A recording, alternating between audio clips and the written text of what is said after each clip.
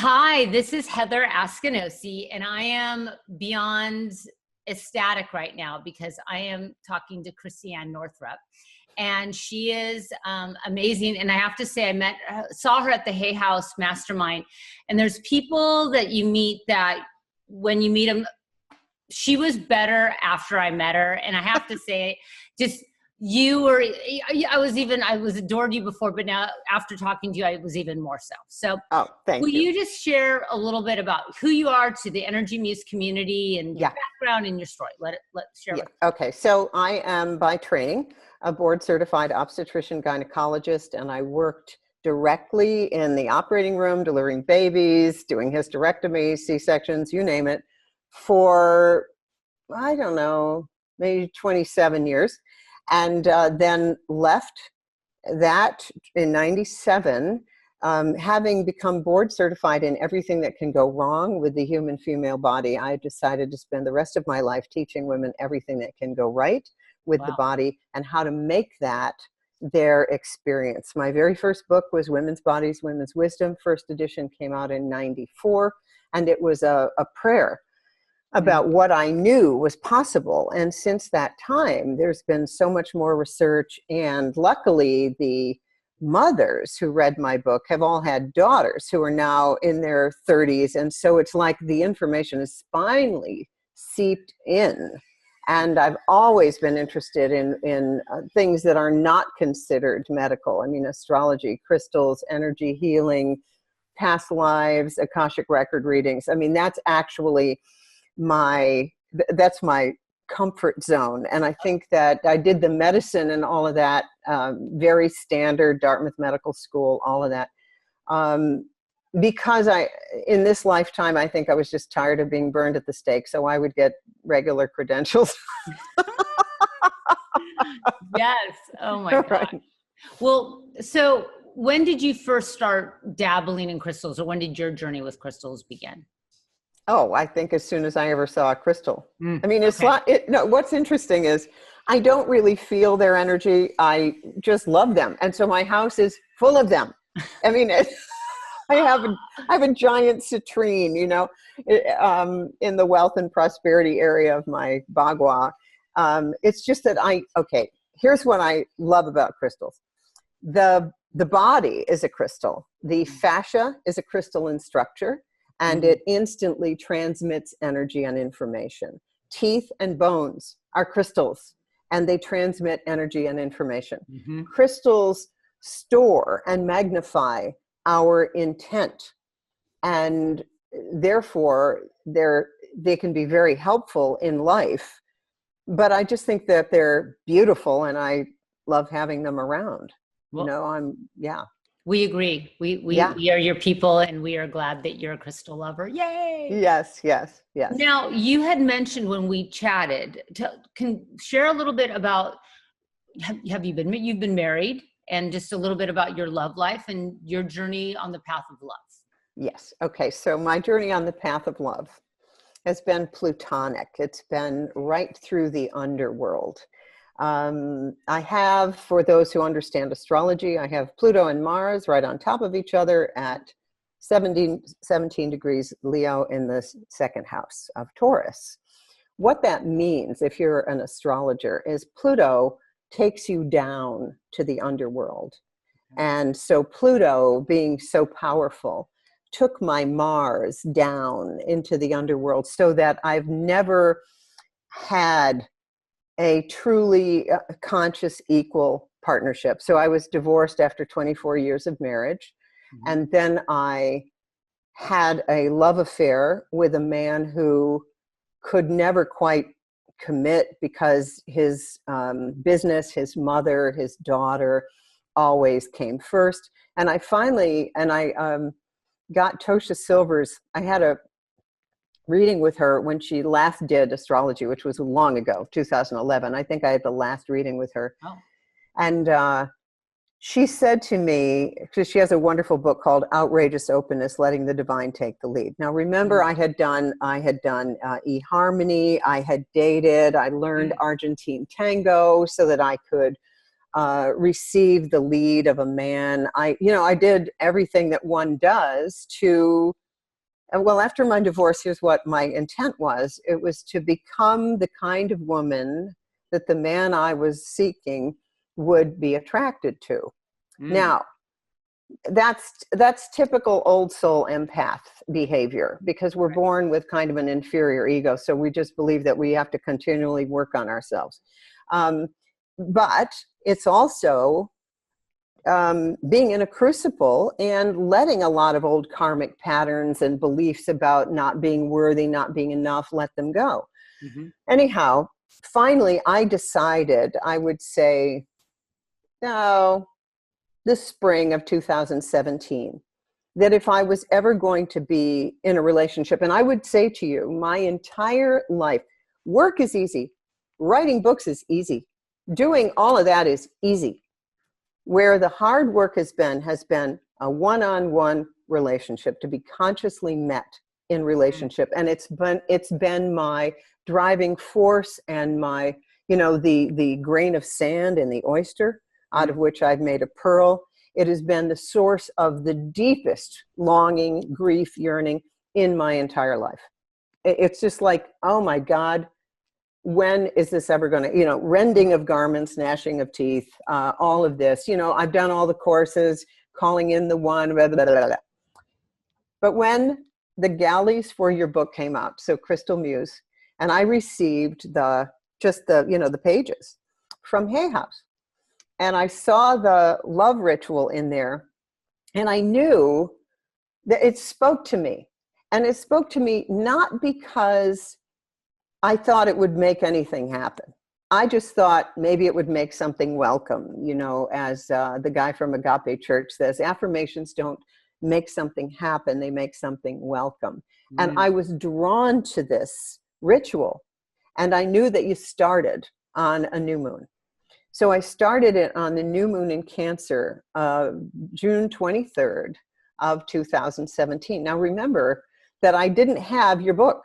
I had pieces of paper, and I even lost part of it. So I had to write to Hay House to get, make sure I had the complete love ritual. I sent a copy to Tosha.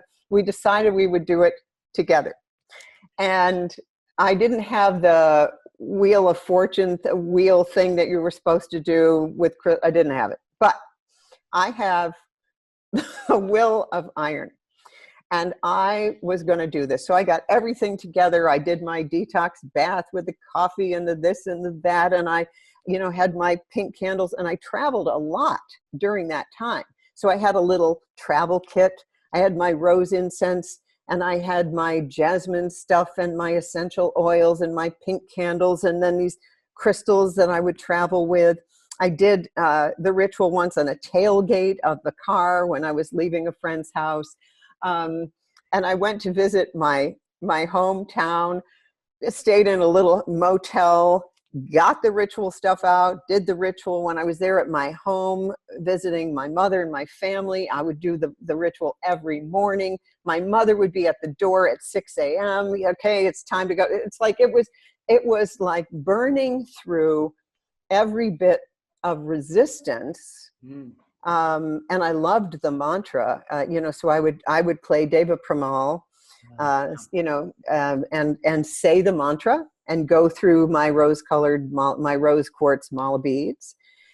And then I'd check in with Tosha and all the things that happened. I became ordained with the Universal Church of the Life, whatever, the $40 ordained thing you do online, because a friend asked me to officiate at his wedding. So that happened. I would say 3 days before the end of the ritual, I performed a wedding ceremony. Wow. On a beautiful deck in the state of Maine. And then we finished, I think it was August, whatever the 40 days were. And it was as though layers and layers and layers of stuff just went away, and I just loved doing it. But I never really expected anything to happen. And then in November of 2017, a guy I had dated on eHarmony, who I just loved, but he was with someone else, in 2010, Um, and someone who I had seen on other occasions and sort of blown him off, he said, "Would you like to go to dinner?" And we've, we sort of started a whole wonderful romantic thing, which I just didn't think was possible. Now, here's what we could say. Was that because of the ritual? We will never know. We will never know. But when you asked me to discuss this, the joy that I felt with doing it, the whole thing was so, it creates a container, and it was a container for me to focus on the energy of love, the energy of love every day, every day, every day for 40 days, that magic ritual number. And then to go back to my childhood home for a week. And I took my friend Hope with me, who's an intuitive movement healer, my Pilates teacher, because I wanted her to witness the family situation, my mother, how things were, so that she could see what had created the fascia patterns, the crystalline patterns in my own body, and have a witness, because I am the black sheep on steroids in this family. I mean, they are all like, if you were not a Olympic athlete, you were nothing. Like, playing the harp, getting straight A's, going to medical school, that counted for nothing. But if you could be a World Cup circuit Olympic skier, okay. So I was redoing my own crystalline fascia patterns with support during the whole ritual. And I just realized this because I went back before this to get out my journal and everything that happened. And I realized I was working on this book the whole time, Dodging Energy Vampires. Oh yeah. Wow. Because as I'm looking, so I'm realizing as an empath that I was targeted by energy vampires as love objects my whole life. So I was like seeing the truth of, oh my gosh, this is what I've been doing. I have been like a moth to a flame for the fixer-uppers that I couldn't save my whole life. So this was going on, right? And I noticed in my notes, another chapter was sent off to Hay House and so on. And now here we are. And I booked another road trip to my home in July with Hope, but more like as a victory lap. It's like a total victory lap. And so here I am, in a relationship with a yummy, yummy guy, who's like the perfect guy for me. And all of it's of course, any relationship will bring up all of your unfinished business, but we're now in Mars retrograde for the entire summer. Yeah. And so it's every bit of any remaining doubt about my desirability as a woman is, Ann Ortley, the astrologer, says it's like having one of those mayonnaise jar scrapers where we are scraping out every last bit of unworthiness or thinking we're less than.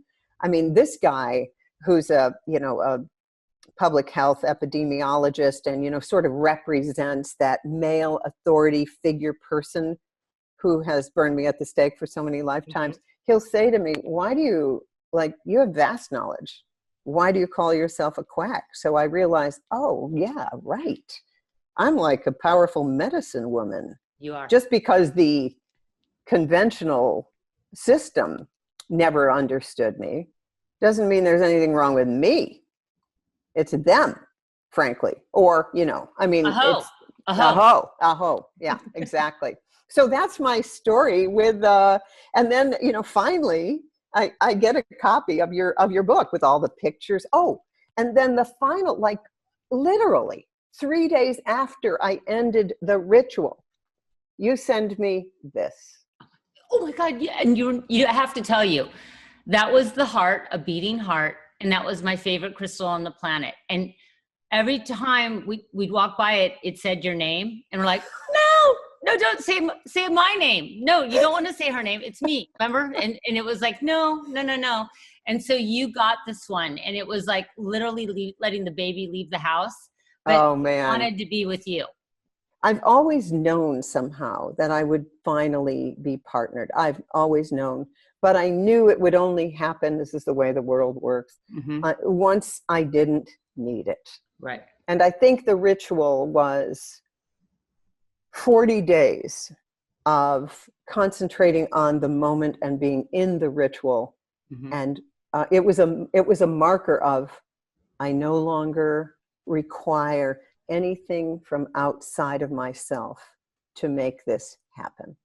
Wow. I no longer require it. Thank you for just sharing your truth, because as women, what really talks to our souls is when other women are honest and vulnerable and willing to share the good and the trials, because we're all here to learn. But just because of you being, I think, authentic and trying so many different things to grow. And I appreciate that, because I'm like that as well. Yeah. And, but I love to hear a good success story. And yours is still, I mean, you're still rising, sister. I mean, I can't wait to hear what happens next. But I just thank you for your time and just being, I mean, just looking at you, your energy is like, just, you're glowing. You're like, when you're talking about it, you're just, I mean, magnifying this essence of love. I mean, just everyone watching this, when you look at this, you are vibrating and glowing, and just thank you for sharing the love, because I feel it. And you are magnificent. The second I laid eyes on you, I'm like, this lady is the real deal, and she is magnificent. So thank you so much. Thank you. So great. You're so welcome. Mwah. Mwah. All right.